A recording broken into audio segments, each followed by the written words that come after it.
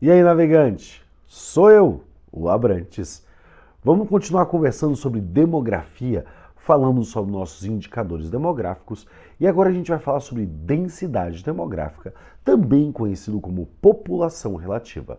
Quando a gente fala de densidade demográfica, a gente faz uma avaliação sobre a distribuição em determinado território. Essa medida expressa a quantidade de habitantes que nós temos por quilômetro quadrado. Então, densidade demográfica é isso, é pegar o total de população que nós temos em uma localidade e dividir pela área daquela localidade, sabendo aí, em média, quantos habitantes irão viver a cada quilômetro quadrado. Dessa forma, nós podemos observar da seguinte questão.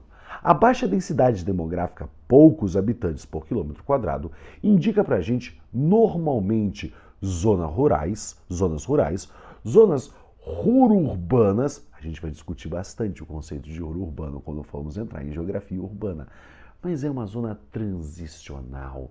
É como uma cidade do interior, onde a gente ainda vê, dentro do ambiente urbano, pessoas com criação de animais, um pouco de existência de pequenas hortas, entre outros. É uma cidade, mas ainda com uma cara de campo.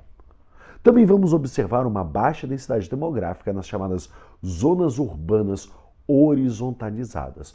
Zonas urbanas horizontalizadas são zonas urbanas mais o que? Residenciais compostas por casas. Mesmo a atividade comercial se executará em residências, em casas, não em ambientes empilhados, edifícios, grandes centros comerciais. É quando, por exemplo, eu penso em Montevidéu, é uma cidade bem horizontalizada, onde a gente vê aquele mar de telhadinhos sequenciados entre si, mostrando que nós não temos habitantes vivendo um em cima do outro, representando assim uma baixa densidade demográfica.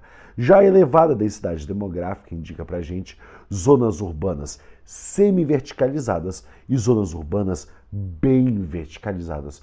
Zonas urbanas semi-verticalizadas são aquelas que a gente vê no horizonte a presença de prediamento, presença de prédios, mas ainda a questão de uma ampla densidade de residências, de casas, com aquele mar de telhados com espigões ao horizonte. Já uma zona urbana plenamente verticalizada, a gente pode observar, como por exemplo na região de Manhattan, um dos maiores estudos sobre densidade demográfica e prediamento, onde a gente vê uma das maiores densidades de prédios por quilômetro quadrado. O mesmo pode ser observado assim também em Tóquio. Poxa, professor, que interessante. Mas mais do que isso, né? O aumento exponencial da quantidade de habitantes por quilômetro quadrado também traduz numa quantidade estratosférica de contaminantes emitidos pelo meio.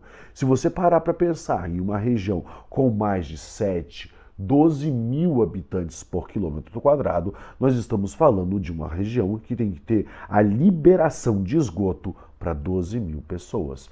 Se você imaginar que, em média, uma pessoa elimina 600 gramas de fezes por dia, vezes 12 mil, você já vai entendendo a quantidade de material fecal eliminado em apenas 1 quilômetro quadrado. Isso com certeza aumenta as pressões sobre o meio ambiente. Como eu já disse várias vezes, o estudo demográfico é uma coluna dorsal, é um pilar dorsal, uma coluna de referência dentro dos estudos geográficos. Além disso, nós temos um outro conceito que liga a demografia, a questão de país populoso, que é um país com uma enorme população absoluta, como o Brasil, mais de 200 milhões de habitantes, e a questão do chamado país povoado, um país que tem uma enorme população relativa, assim como Mônaco.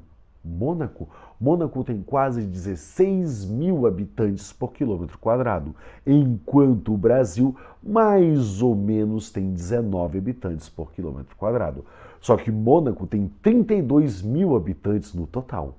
É um país pouquíssimo populoso, com uma pequena população, mas é um país que tem apenas 2 quilômetros quadrados, mais ou menos. 2 quilômetros quadrados com uma população de mais de 30 mil habitantes dali, ó, seus 16, 15 mil habitantes por quilômetro quadrado. Agora, sendo os 5 maiores países do mundo, o Brasil, mesmo tendo uma enorme população, quando divide a sua enorme população pela sua enorme área, descobre que é um país altamente populoso, com uma enorme população, porém pouco povoado. E assim a gente observa que essa população possivelmente mora concentrada em certas regiões, não ocupando outras, mostrando para a gente a existência de zonas enecúmenas, localidades onde você tem a dificuldade da ocupação humana, montanhas, desertos, florestas, entre outras. Viu como a demografia é importante? Viu como as análises demográficas vão construindo os cenários de cada país? Como essa questão de espaço e tempo sempre se reflete nesse estudo? Então, continue a navegar comigo, professor Tiago, nesses mares de conhecimento. Beijo, beijo, beijo. Tchau, tchau, tchau. Até a próxima.